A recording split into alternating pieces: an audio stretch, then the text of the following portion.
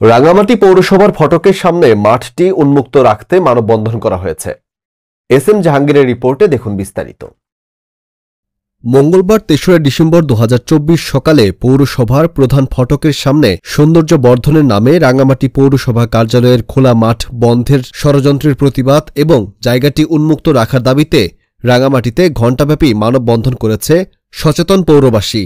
মানববন্ধনে বক্তব্য রাখেন জেলা বিএনপির সাংগঠনিক সম্পাদক মোহাম্মদ সাইফুল ইসলাম শাকিল, পৌরসভার ৭ নং ওয়ার্ডের সাবেক কাউন্সিলর মোহাম্মদ রবিউল আলম, জেলা জাসাসের আহ্বায়ক মোহাম্মদ কামাল উদ্দিন, জেলা দুর্নীতি প্রতিরোধ কমিটির সভাপতি মোহাম্মদ উমর ফারুক, গ্রিন কমিউনিটির সভাপতি আবদুল্লাহ আল মামুন।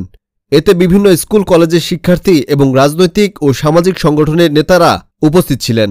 এ সময় বক্তারা বলেন, পৌরসভার এই খোলা স্থানটিতে শহরের বিভিন্ন সামাজিক, সাংস্কৃতিক এবং রাজনৈতিক কর্মকাণ্ড হয়ে থাকে। একই সাথে বিকেলে এই এলাকাসহ আশেপাশের শিশুরা এই মাঠে খেলাধুলা করে থাকে।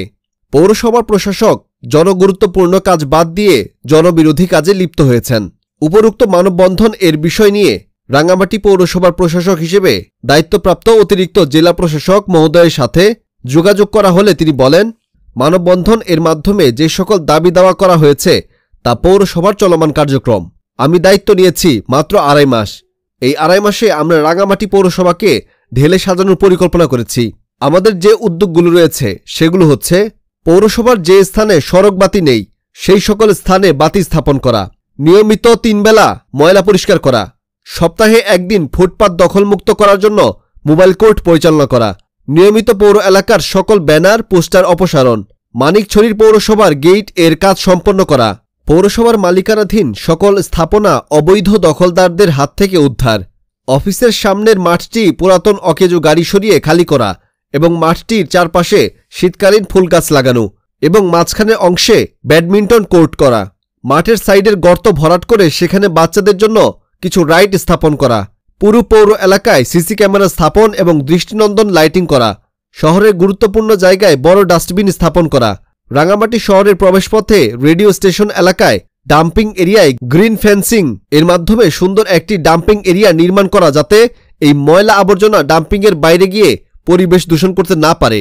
বধির এবং অন্ধদের জন্য স্কুল ভবন নির্মাণ, রাঙ্গামাটির সকল স্কুল পড়ুয়া বাচ্চাদের সাঁতার শেখানোর জন্য সুইমিং পুল বানানো, ট্যুরিস্টদের সুবিধার্থে ইনফরমেশন সেন্টার, লকার এবং মহিলাদের জন্য আলাদা ওয়াশ ব্লক নির্মাণ। যে সকল এলাকায় বিদ্যুৎ এর সংযোগ নেই সেসব এরিয়ায় সোলার লাইট স্থাপন, যেমন উলুছড়ি, বিলাইছড়িপাড়া এবং লেকের অপর পারের অংশ কাজ চলমান।